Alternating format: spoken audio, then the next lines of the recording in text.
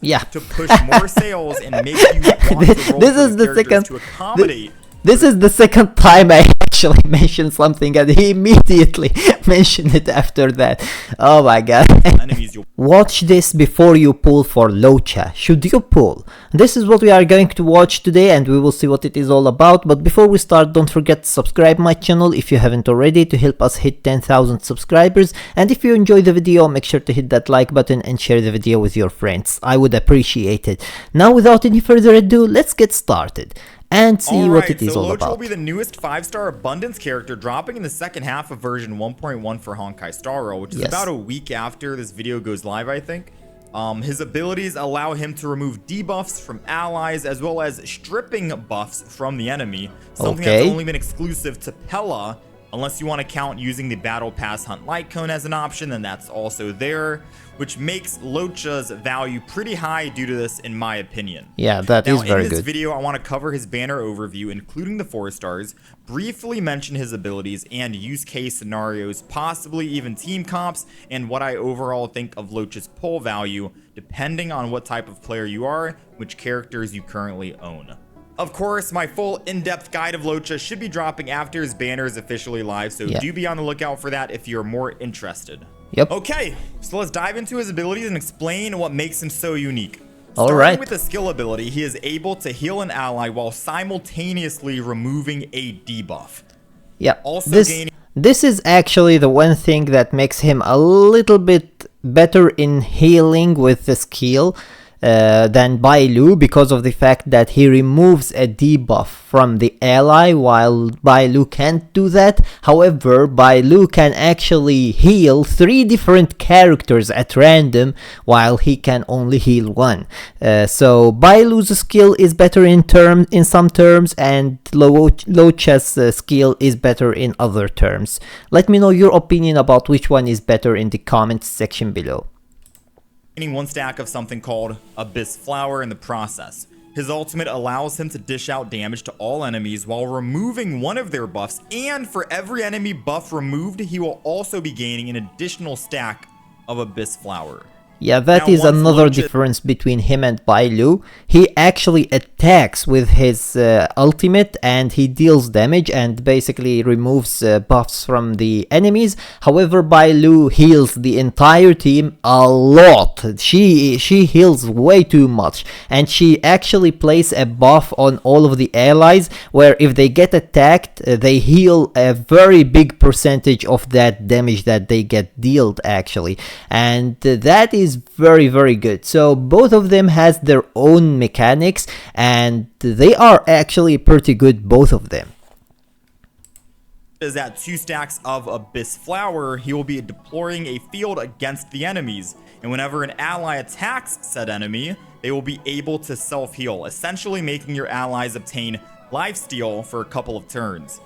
There's also an additional trace for Lucha, where if an ally somehow falls below 50% health, then his skill will automatically activate free of charge, which means no skill points required, and you're able to gain this passive back every couple of turns for Lucha. Okay, that is very good, because it means you're able to focus more on damage dealing rather than focusing on healing, and you're saving some skill points in the long run. Now, speaking of dealing damage, I forgot to mention that Lucha's healing scales off of his max attack. Yeah, that's right. You'll want to build attack percent on him to maximize his healing potential, meaning the Musketeer Relic set may be the best for him at this moment. And that is what I don't really like about Lucha in comparison with Bailu. The fact that he actually heals from attack is actually pretty interesting to me. I personally prefer my healer to be actually tanky and doesn't die so fast.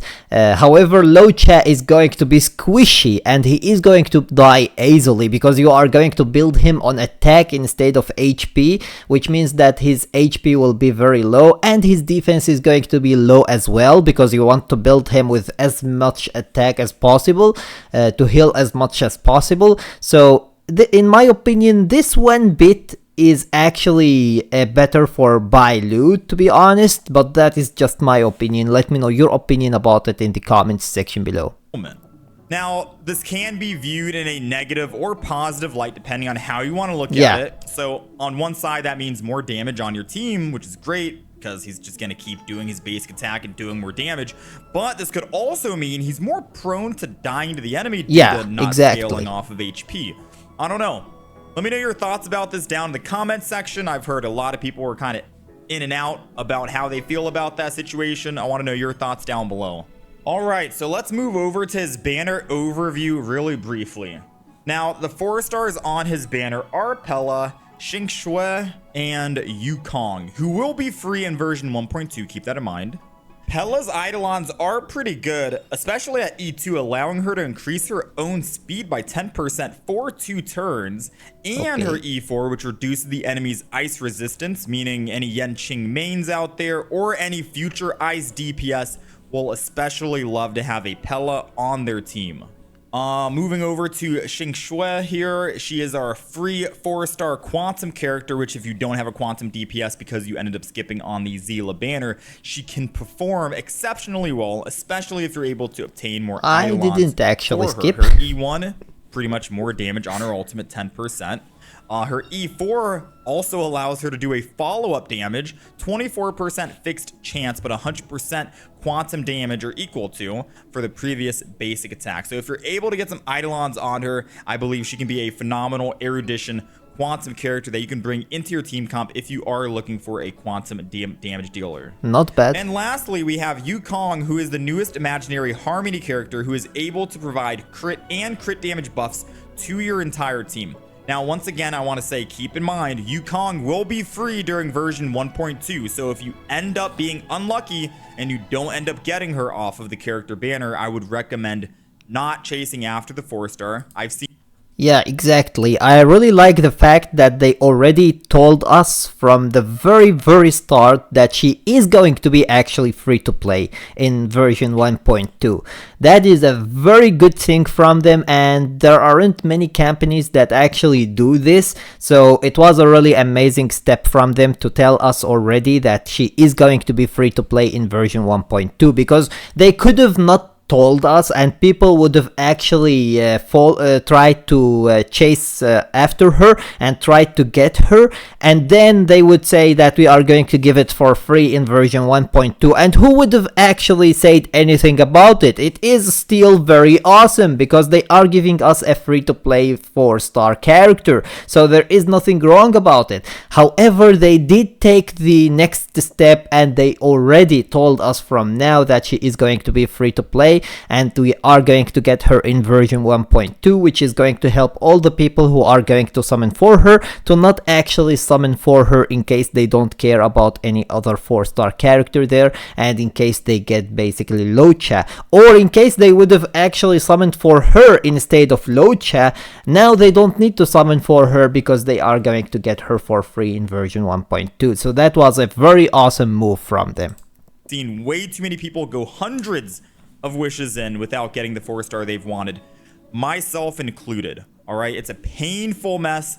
Please spare yourself the trouble. She will be free in version 1.2. Yeah, exactly. Do remember that. Okay, so last but not least, I want to bring up the current Memory of Chaos and how it's tailored perfectly for Loucha's release.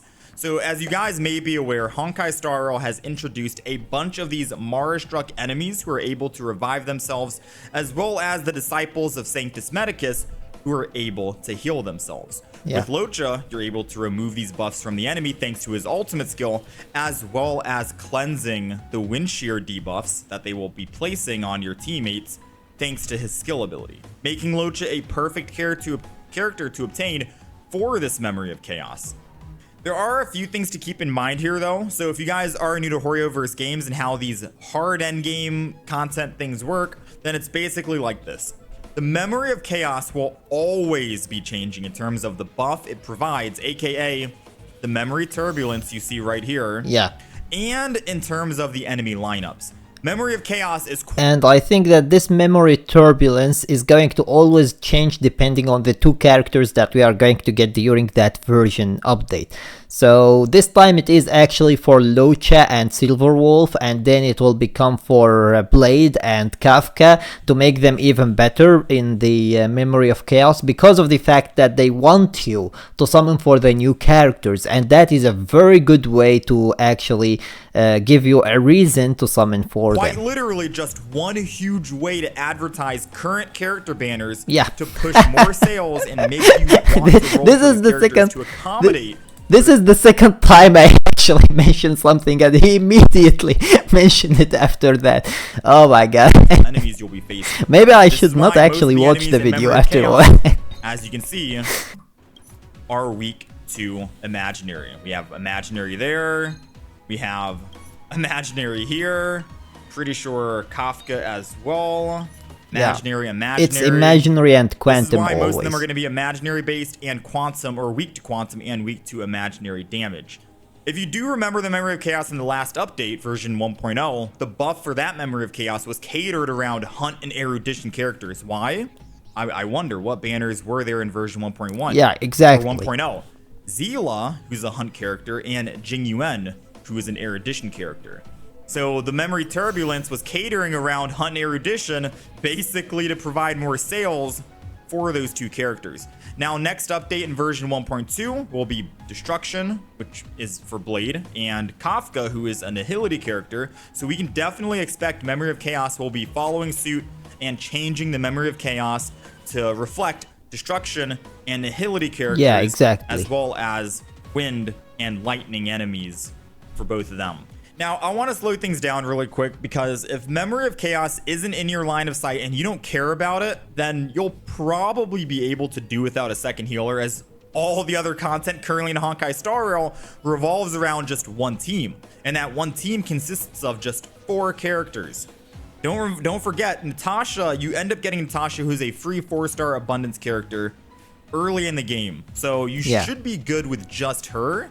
So if you don't want to grind out Memory of Chaos, or if you already have like a Bailu or say a Japard, I could see that you might be able to get by without rolling for Loucha if you are kind of on the fence on whether you want to roll for him or not. So just to put this into quick... I mean, if you have Bailu, she is very, very good. You can actually clear everything except the Memory of Chaos with her without any problems. And the fact that you can't actually clear Memory of Chaos, it's because you need 2 teams instead of 1. So the team that is going to have Bailu is going to clear it without any problems, but the other team is going to be the problem. So you need a healer for that, and I don't know if Natasha is good enough actually for that. I think that there are some people who can clear it with her, but maybe they need some very good light cones. I don't know. Let me know your opinion about it actually in the comments section below. Do you clear the Memory of Chaos with Natasha, or do you need a different team build up? Maybe with Japard, or maybe with March 7th. They are very good as well. They can shield, and March 7th can actually heal as well, which is very good for the team. Perspective right now for reference, I currently don't own 2 healers. I am using Japard as my man to hold down the fort on one team, aka my team comp is most likely looking like that, and my second team comp is most likely looking like that, with Natasha on the second half for the heal. They don't have Bailu, that's why. Kind of working if they would have had Bailu, they would have used I've been able to clear up to stage 9 for the current Memory of Chaos, and hell, I've been also able to clear this first half of Memory of Chaos. I've made it to the second half. Unfortunately, we did end up getting like one-tapped. My Ting Yun, I don't know why. She always wants to be the center of attention. My preservation character is basically non-existent with her on the team. We all have been there. But I just wanted to put this into perspective that, remember, my Japard's not even level 80 yet. He's level 70. These guys are damn near 20 levels above my Japard. I have not hit TL 60 yet, so I'm not able to actually ascend him. I will be ascending him when I do hit level 60, Equilibrium 5. I'm just not there yet, which will give us a huge damage increase in terms of not just character level, but also light cones and more bonus traces that I'm able to unlock, like this as well, etc., making him or his survivability. By the way, do you have any problems actually upgrading the characters or ascending them and the light cones? Because it seems that it's taking way too much credits actually, and many materials as well, especially if you reach level 70 and level 80. They take so many materials. A hell of a lot higher and tankier.